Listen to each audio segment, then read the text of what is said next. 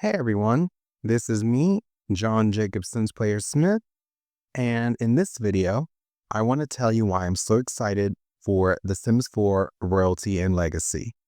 So I'm trying to make a Doctor Who inspired gameplay series for The Sims 4, and Gallifrey is a very important aspect of this. That's the Doctor's home planet, if you've ever watched the show. Well, planet the Doctor was raised on. Anyway, what I want to tell you is the reasons why this pack is integral to my desire to make a series like this. And one of the things that's really cool about The Sims 4 Royalty and Legacy when it comes out in February is the fact that you can have kingdoms. And you can create custom titles using what's called a kingdom manager on the world map. So every world can have its own kingdom. And you can have custom titles for like emperors, kings, queens, dukes, duchesses, all that. And for me, I already have like this little tree I want to actually use in my gameplay for a different nobility system that's more inspired by the ones on Gallifrey. And that's used by the Time Lords, like Lord President at the top, then High Chancellor, Cardinal, or Castellan, sorry.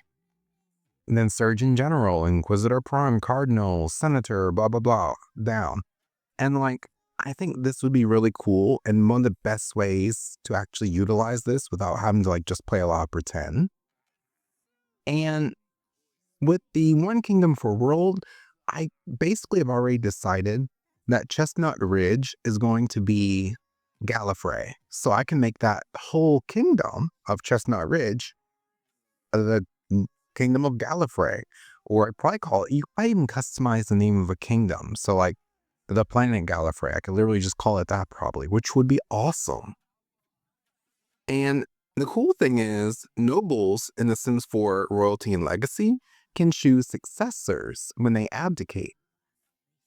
And this will allow me to basically pick heirs or pick the next successor when a president abdicates. Because usually in Time Lord society, from what we know, when a president or Lord President abdicates or, is getting ready to be like, okay, I'm retiring, they choose their successor.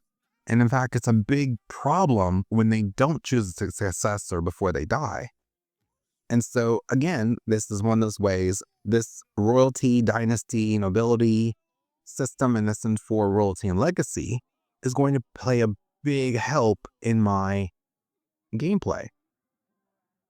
And with these noble rivals that could happen in the game because of the new expansion pack, it means there can be political intrigue and plots and scandals, maybe even assassinations if the sabotaging the cuckoo clock, a new death type, actually works well. So that sounds cool because that's one of the biggest, coolest things when it comes to politics is scandals and rivals and assassinations. And a lot of that's going to be in Gallifrey history and then Doctor Who. So really helpful for telling a whole bunch of new stories in The Sims 4, especially, stories from my favorite TV franchise, multimedia franchise, Doctor Who. But I love how there's also a distinction because of the nobility being treated almost like a career, is that there's a distinction between royals and commoners, which I can use that to mean Time Lords, which are like the noble of Gallifrey, and the Shobogans, which are like or Shobogans, which are like the commoners of Gallifrey, basically outsiders, the people, they're like the equivalent of the Amish to the Time Lords, essentially. They choose live in the wild dry lands and away from technology and keep away from all the advancements and blah, blah, blah, Time Lord society. But I also plan on having a king vampire in my gameplay for the Doctor Who inspired series. And that means I could actually have a vampire king also. You can make Forgotten Hollow Vampire Kingland, essentially, or whatever. And I actually already designed a vampire king, some vampires for my game, which I'll definitely show off at some point soon, probably. But the whole dynasty system also seems really cool, especially if Sims can rebirth into their own successors. because regeneration is one of those things in Doctor Who that are normal, happens a lot, and it's totally expected probably for a Lord President to regenerate. And if that happens, I really hope you can rebirth into their own successor. I hope. I might need to maneuver it around, or there might be a mod maybe for it. I don't know. There's supposed to be a lot of cross-pack compatibility in The Sims 4 Royalty and Legacy. So I hope so, because I think being able to rebirth into your own successor sounds awesome. I also kind of wonder how this impacts the bucket list in The Sims 4, because the Sim bucket list came with The Sims 4 Life and Death, and that could mean a lot of cross-pack compatibility just right there. But the sword fights and swordsmanship skill, the duels, that's going to really be game-changing for my Doctor Who-inspired gameplay, because I already have ideas to use that along with custom venues to basically have wars. And I definitely want a war between the Time Lords and the vampires in my game. And this means you can do that. Like, it still takes some level of pretending probably, but you could have actual wars with these duels. Like, you sort of probably could if you had like Star Wars pack, or if you just have the base game or other packs where you can, like, your Sims can fight. But I think duels and swordplay just looks so much cooler, and it's really wanting me to like save up for my war videos for that, because that's going to be really fun, especially because like that's a skill you got to build, and there's probably different things that impact it and, determine who's going to win the duel. So again, I love that idea. And there are going to be decrees or laws in The Sims 4 Royalty and Legacy that affect the kingdom even if you switch households, which is very interesting, because that means it's basically like no matter what household I'm playing in, the laws of that kingdom are still going to apply to everyone, which is ideal, because one thing I would hate to see is I make a law and then all of a sudden, oh, well, I'm in a different household, so the law doesn't exist anymore. Like, that's good. I'm glad for that, because it just breaks, what's the word? Breaks immersion if you have to constantly worry about that.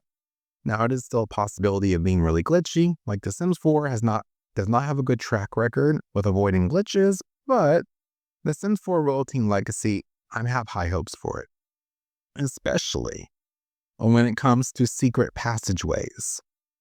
Because supposedly, from what I've read and heard, secret passageways, which might just be the cuckoo clock, I'm not really sure, but either way, they can connect different lots together.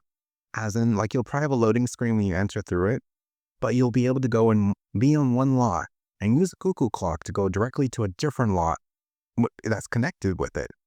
And that would be so cool for gameplay. Like, I could literally see myself setting up one of these cuckoo clocks to be like a secret entrance to a Matrix lot on Gallifrey, So that way I don't have to have all of Gallifrey on one single lot, which would just be impossible because of all the stuff you have to put in there. But also, for a TARDIS, like, a TARDIS is supposed to be bigger on the inside, right? Imagine being able to, like, literally have someone go inside one of these cuckoo clocks, and they are transported to a TARDIS lot, which is way bigger than the space they were just in. Like, it would be cool for that sort of gameplay that I really want to do, and for the videos I want to make. And one thing I also read is that randomly generated Sims are not supposed to be part of the noble system, which helps because I only want my own Sims to be part of it. And nobles can still go to university, which means I'm probably going to do something akin to that with maybe the Time Lord Academy. And if all the Time Lords are considered nobles and they go to the Time Lord Academy, it's basically university or high school, whatnot. So I think it's going to be really cool to play with that. And there's supposedly no limit to how many nobles you can have, but you can only have one monarch per world, and that's fine. I just need a Lord President and a King Vampire. So no trouble there. I'm excited for that. And there's different ways to force or convince a ruling Sim to abdicate, essentially being able to have coups in the game now, which I think is awesome. Like, yeah, that's going to be really cool for the type of gameplay and videos I want to do with The Sims 4 in my Doctor Who inspired series. And I think Dynasty system, depending on how that looks, if it's like a family tree for something a little more complex, that could be really cool for the great houses of Gallifrey, which are a little blurry between like royal or not royal, but like family lines or buildings. Like it's a little blurry or so it'll be really cool to play with that and see what that's like. Like I heard there's gonna be a cool base game update to The Sims 4 on family trees. So fingers crossed it works really well, which I know is a lot to ask for. Then there's like holding court and pressing conferences, which could be akin to meetings with the Time Lord High Council. There's gonna be Royal of Robbers, so and all the fairy tale elements. Like it's gonna let you have like a Robin Hood, Frog Prince, Magic Mirror, Cinderella, like all sorts of cool gameplay that I'm actually excited about, as well as the Sword in the Stone, so like King Arthur type stuff, which again is really cool. I definitely want to look and see what mods are going to be available for this in the future, as well as what cheats are available, because I can tell so many stories about this system. And the fact that you can have outcasts in dynasties, like you can literally have the head of the dynasty be like, hey, you're out of here, bye. Again, really cool. Like it's just all so promising and I'm really excited for it. Like I know The Sims 4 right now, because of the EA buyout, is in really bad shape as well as the bugs in the game. So it's like it's very unfortunate that I'm looking so forward to this pack because I really, really want it, but I know EA is terrible, so don't count on me giving them money, but I'm getting this pack. Anyway, that's why I'm excited. See y'all next time. Bye.